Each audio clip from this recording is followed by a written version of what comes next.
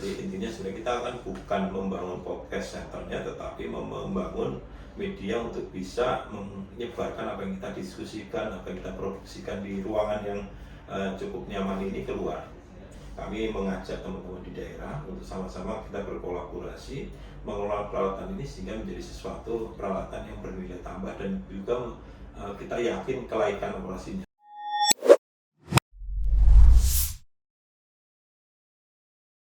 Assalamualaikum warahmatullahi wabarakatuh. Halo Sobat Cuaca BMKG Provinsi Riau. Senang sekali kita kembali hadir pada segmen Bincang Cuaca Riau. Kali ini kita kedatangan tamu istimewa dari BMKG Pusat, Bapak PLT Deputi Geofisika, Bapak Hanif Andi Nugraha, SSIMT. Selamat datang Pak di BMKG. Selamat datang Mbak Sania. Gimana nih Pak perjalanan dari Jakarta? Alhamdulillah sehat Mbak. Senyum kita selalu. Aman perjalanan udaranya Pak?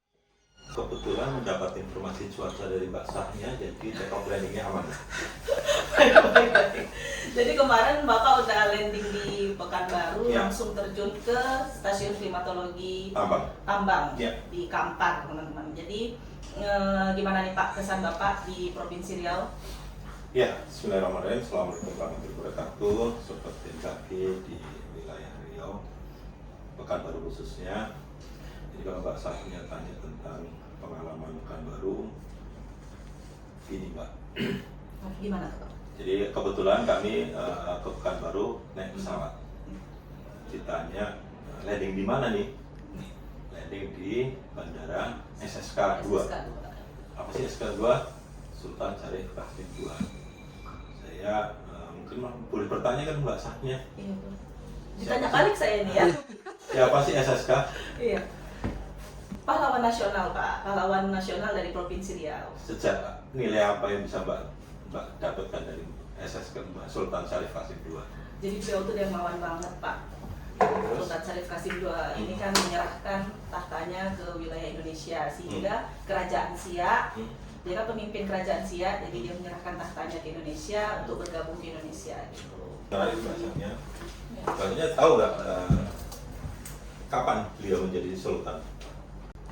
Wah, ini kayaknya itu pelajaran SMP banget ya Pak ya. Ketutup sama ilmu meteorologi nih Pak. Jadi di saat kita sekarang bicara tentang pemimpin, saya tidak pada posisi untuk menentukan pilihan 1, 2, 3. Tapi memang sejarahnya sebenarnya pemimpin itu akan menjadi menarik kalau memang dilakukan oleh para pemuda. Dan kita bisa belajar dari Sultan Syarif Qasim II. Beliau ini menjadi sultan umur 23 tahun, Mbak. 23 tahun lalu kita masih main game online ya. Game online itu jadi pelajaran buat kita semua di BMKG khususnya. Sultan Syarif Qasim II sebagai seorang pemuda itu perlu kita teladani dengan menjadikan para pemuda di Stamek Sultan Syarif Qasim II khususnya maupun BMKG secara umumnya untuk mari berangkat menjadi seorang pemimpin, minimal memimpin dirinya sendiri, kemudian bisa memimpin kanan kirinya, sekaligus juga memimpin bangsa ini ke depan. Sehingga pelajaran pertama Mbak Sahnya di Stameknya para pemimpin muda ini bisa menghasilkan produk-produk yang lebih kekinian. Saya juga berharap Mbak Sahnya podcast ini ruangan yang indah dan peralatan yang cukup kredibel ini bukan menjadi tujuan, tapi sebenarnya apa yang kita didiskusikan di podcast ini, apa yang kita produksi di podcast ini sebenarnya targetnya bukan di ruangan ini, targetnya adalah luar. Saya nitip pesan nih Mbak, walaupun sebagai deputi geofisika yang bukan pembina di stasiun Meteo, berharap podcast ini lebih keluar nantinya, lebih keluar. Jadi jangan terbelenggu dengan ruangan sesempit ini, tapi harus bisa keluar. Karena memang saat ini di BMKG mungkin di Riau tidak hanya masalah kebakaran hutan, hujan ekstrim, ternyata juga ada gempa yang terjadi. Jadi mungkin ke depan sebagai deputi geofisika ini pesan juga ke teman-teman meteorologi dan klimatologi di Pekanbaru yang kebetulan notabene sampai hari ini belum ada stasiun geofisikanya, adalah bagaimana menjadikan podcast ini juga sebagai sarana edukasi publik untuk juga memberikan informasi tentang kebencanaan geohidrometeorologi, geofisika, gempa bumi, hidrometeorologi tentang cuaca iklim. Itu maksudnya. Oke, Pak, mic-nya agak didekatin dikit. Oh gitu ya? Oh iya, ntar nggak masuk. Oke. Nah, terkait dengan Bapak bilang tadi, kita juga harus siap nih ya memberikan informasi tentang geofisika, walaupun kita ini stasiun meteorologi atau klimatologi. Nah, terkait dengan itu Pak, peralatan geofisika di wilayah Provinsi Riau ini kan ada shelter ya Pak, peralatan geofisika. Kedepannya ini akan ada penambahan shelter atau ada penambahan display informasi publik nggak Pak untuk wilayah Pekanbaru untuk mendukung peralatan di wilayah Provinsi Riau ini? Jadi tolok ukur atau kajian utama menentukan jumlah peralatan geofisika, baik itu untuk observasi geofisika, seismograf, akselerograf, densitometer, ataupun dalam bentuk diseminasi untuk warning receiver system, itu kajiannya adalah memang kalau peralatan berdasarkan keaktifan potensi gempa-gempa yang akan terjadi di wilayah tersebut. Kalau terkait dengan WRS, kami masih berpatokan bagaimana potensi potensi bencana tsunami atau gempa itu terjadi di wilayah tersebut. Saya sih berharap tidak terlalu banyak WRS yang harus kita distribusikan, karena memang WRS berkorelasi dengan potensi bencana. Artinya kalau tidak banyak berarti bencana kita berkurang. Jadi posisi seperti itu. Nah, ke depan insya Allah di Siak ini kan sebenarnya ada juga gempa-gempa kecil lah di wilayah populasi di wilayah Riau ini. Nah, sementara masih tertangani oleh peralatan-peralatan yang ada.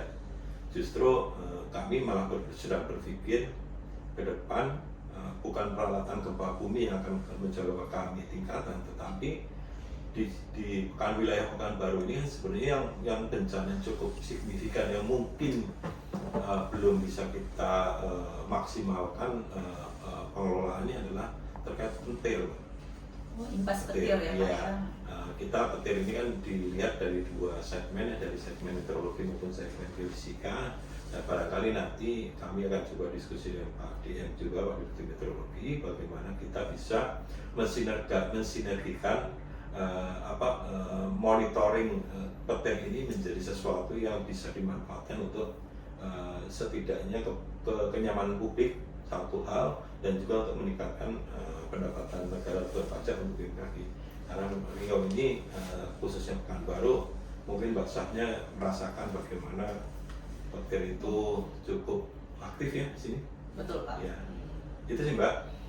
Jadi kedepannya kita memperkuat lagi tentang imbas petir, peralatan untuk bagaimana deteksi kita imbas petir bisa mengedukasi publik, dan bagaimana kita juga bisa paling tidak mendapatkan manfaat dari potensi petir yang terjadi untuk untuk kenyamanan publik dan juga untuk pendapatan BMKG kaitannya dengan permintaan klaim asuransi, karena memang pada waktu petir terjadi sesuatu objek vital ataupun di suatu peralatan, umumnya mereka ingin mendapatkan klaim asuransi, ya datanya dari kita buktinya. Ya.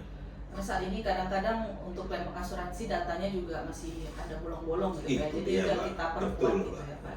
Semoga teman-teman kita bisa kayu bersambut. Nah Pak, ini Bapak kan juga sekarang menjabat sebagai Kepala Pusat Instrumentasi, Kalibrasi, dan Rekayasa ya Pak ya. Jadi menurut pandangan Bapak nih terhadap instrumentasi yang dimiliki oleh BMKG saat ini gimana Pak? Udah siap untuk menjawab beberapa tantangan yang diberikan oleh masyarakat atau kita perlu improve lagi nih Pak? Ya, kalau improve terus Mbak, karena teknologi akan selalu meningkat. Teknologi kita kali ini misalnya di gempa bumi, gempa-gempa di bawah 5 kita masih bisa catat, namun yang di bawah 3 skala Richter mungkin kita perlu effort tambahan, karena memang gempa kecil pun kita butuhkan untuk perencanaan bangunan kelak. Jadi kalau melihat ditanya apakah peralatan sudah cukup, insya Allah kita masih akan terus berkembang, beranjak. Namun dari hal yang paling penting menurut saya sebagai seorang Kepala Pusat Instrumentasi adalah bagaimana peralatan yang ada ini maksimal, teroptimalisasi dengan maksimal. Kita punya peralatan banyak, kalau tidak ada manfaatnya juga cuma kita punya peralatan banyak, kalau ternyata tidak aktif, tidak like operasi juga menjadi mubazir dan mungkin bahkan bisa mencelakai banyak pihak. Jadi insya Allah Pak, dengan tugas sebagai kepala pusat instrumentasi ini, kami mengajak teman-teman di daerah untuk sama-sama kita berkolaborasi mengelola peralatan ini sehingga menjadi sesuatu peralatan yang bernilai tambah dan juga kita yakin kelaikan operasinya, sehingga teman-teman dari Mbak Sahnya, para forecaster, para forecaster dalam dalam menghasilkan memproduksi informasi itu menjadi tepat adanya. Dihasilkan oleh peralatan yang layak operasi dan layak juga operasi, Pak. Peralatan yang ada tentu kita harus manfaatkan secara optimal sekarang gitu ya Pak ya. Iya, Pak. Nah ini Pak, ada pertanyaan dari netizen juga nih Pak, kan terkait kebencanaan ini jadi lekat dengan BMKG gitu. Jadi gimana sih Pak saran Bapak dalam pemanfaatan media sosial untuk masyarakat itu untuk mengurangi kabar hoax gitu? Itu dia Pak, seperti tadi saya sampaikan. Alhamdulillah saya senang sekali melihat stasiun meteorologi Sultan Syarif II ini punya media yang cukup bagus ini. Tapi jangan hanya berkutat di ruangan ini. Apa yang kita omongkan, saya berharap mungkin 5 menit atau bahkan 1 menit ke depan sudah bisa teredukasi ke publik. Jadi intinya sebenarnya kita akan bukan membangun podcast centernya, tetapi membangun media untuk bisa menyebarkan apa yang kita diskusikan, apa yang kita produksikan di ruangan yang cukup nyaman ini keluar. Jadi mungkin nanti suatu ketika Mbak Sahnya lagi jalan-jalan di mall, orang langsung bertanya, Mbak, gimana cuaca hari ini? Karena semua udah tahu, karena Mbak Sahnya begitu terkenal di media sosial, makanya langsung lagi belanja di mall, ya kayak Raffi Ahmad gitu Mbak. Jadi kalau Raffi Ahmad ditanya tentang keartisannya, nanti kalau Mbak Sahnya di mall ditanya tentang potensi hujan hari ini seperti apa. Nah berarti kalau itu sudah ada pertanyaan itu di mall, berarti ruangan ini sudah memberikan hasil yang optimal. Tapi kalau ruangan Mbak Sahnya masih belanja di mall belum ada yang nanya, berarti belum maksimal ini. Kalau ukurnya sederhana Mbak. Itu tugas kita di betul. Jadi kalau pembicara kan selalu berganti. Iya. Tapi kalau MC mungkin berganti juga nih. Tapi kita tidak banyak Pak. Iya. Ya, kalau kan misalnya MC 3 orang, ya 3 orang tiba-tiba ada di mall bareng-bareng langsung ada yang nanya. Iya. Jadi siap-siap Bapak Mbak Sahnya akan bergabung sedikit privasinya seiring dengan meningkatnya popularitas podcast SSK2 di publik. Berarti mungkin masyarakat tetap harus mengakses informasi dari media yang resmi gitu ya Pak ya? Harus Mbak. Dari IG kita, dari YouTube kita. Ya kan? Apa nih IG-nya? Kalau IG kita BMKG Info Cuaca Riau. IG-nya Info Cuaca Riau, kalau YouTube-nya BMKG Pekanbaru. Follower kita udah 5.000. Jadi podcast ini tayang naik sih kayaknya. Oh gitu ya. Soalnya 2 juta lah ya. Kita udah datang. 2 juta lah ya. Targetnya tuh. Langsung buka endorse, boleh kan Pak? Boleh. Ada PNBP-nya nggak ada gitu Pak kalau endorse? Nanti ada aturan yang bisa mengatur itu semua Pak. Iya, supaya tidak ada yang ditutupi gitu ya Pak ya. Betul Pak, iya. Nah ini Pak, terakhir pertanyaan kami, pesan untuk generasi muda penerus BMKG di Provinsi Riau khususnya dan untuk di Indonesia. Pertama Mbak, kenapa tadi saya bertanya ke Mbak Sahna tentang siapa Sultan Syarif II? Artinya kita mulai sekarang, mari kita sama-sama dulu kita terus-terus sama-sama seperti saya Pak. Sejarah itu sesuatu yang membuat saya ngantuk kalau pada saat belajar. Tapi ternyata Mbak, saya ke depan semakin usia semakin berlanjut, ternyata sejarah itu justru ilmu yang perlu kita pelajari sejak awal. Mungkin kita ya, mungkin Mbak Sarah, mungkin Muslim, saya juga Muslim, itu bagaimana sejarah itu sangat penting dalam melanjutkan norma-norma aturan sejak zaman Nabi kita sampai sekarang. Dalam bentuk hadis dan rumusnya juga jelas sekali. Artinya itu kan semuanya sejarah. Nah terkait dengan ini mungkin Mbak Sahna yang ada di Stamet Sultan Syarif II itu belajar sejarah siapa sih SSK2 ini. Nah segmen yang bisa kita ambil adalah di kekinian adalah bagaimana Sultan Syarif Qasim II itu di usia begitu muda 23 tahun menjadi seorang sultan yang menguasai dari sepanjang sisi barat, sisi timur Pulau Sumatera, mulai dari Semenanjung Malaka sampai ke bawah, bahkan sampai dari Deli Serdang. Bener nggak? Bener Pak, ya. Kalau Bapak udah ngomong gitu bener. Okay. pertamina sedang, artinya seorang pemuda 23 tahun bisa menguasai seperti itu. Dan ini bukan sekedar apa istilahnya keputusan saja, tapi memang ini adalah satu nilai-nilai yang bisa kita angkat. Oh iya, di zaman dulu seorang pemuda bisa menguasai wilayah sedemikian luas. Nah sekarang kenapa kita tidak gitu? Karena sejatinya alam ini berputar, ya, percaya kan, bumi bulat dan berputar. Artinya kan ada periode pengulangan sejarah itu kan terjadi.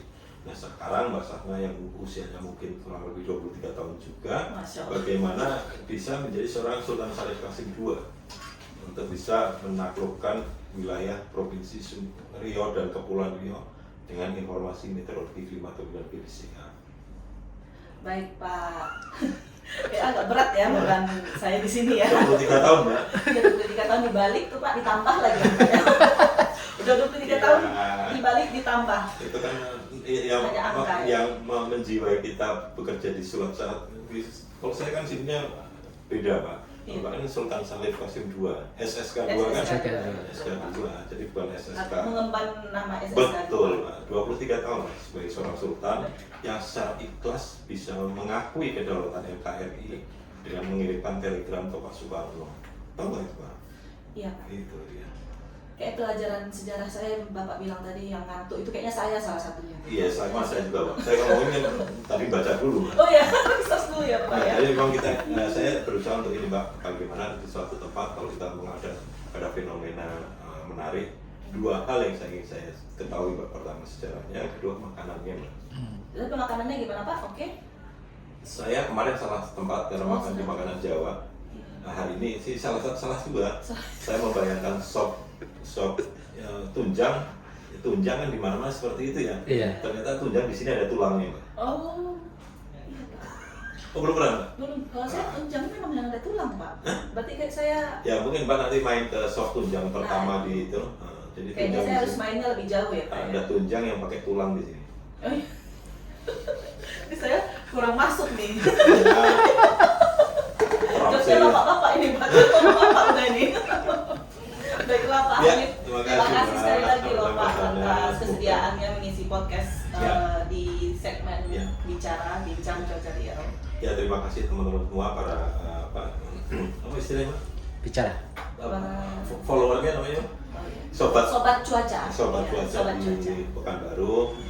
Kami mewakili para pimpinan BKD mengapresiasi sekali tempat ini. Semoga tempat ini tidak hanya menjadi tempat yang untuk kita ngobrol-ngobrol tanpa ada manfaat di luar, karena apa yang kita diskusikan di sini sejatinya bukan untuk kita Mbak, tapi untuk publik. Bagaimana Mas Tamet Sultan Syarif Qasim II ini bisa mengemban amanah mengedukasi publik untuk kenyamanan dan keselamatan publik. Poinnya itu Mbak, pesawat terbang lancar, take off landing lancar, juga publik tidak kaget kalau ada hujan lebat, kalau ada gempa, kalau ada salah tanam mungkin iklimnya, itu juga tidak kaget. Semuanya sudah teredukasi lewat podcast Bicara. Semoga sukses Mbak Sahnya semuanya. Salam untuk teman-teman para produser, kameramen, dan tim yang menyukseskan kegiatan ini. Terima kasih Pak. Sama-sama Mbak Sahnya. Sobat Cuaca BMKG Provinsi Riau, demikian bincang-bincang kita bersama Bapak Deputi Geofisika, Bapak Hanif Andi Nugraha. Semoga dengan pembicaraan kita ini dapat membuka wawasan dan juga memberikan informasi yang dibutuhkan oleh Sobat Cuaca. Jangan lupa untuk komen, like, share, dan subscribe. Jangan lupa komen nih tema apa lagi yang bisa kita angkat untuk kita berikan kepada Sobat Cuaca. Demikian podcast kita pada hari ini. Sampai jumpa dan selamat beraktivitas kembali. Assalamualaikum warahmatullahi wabarakatuh.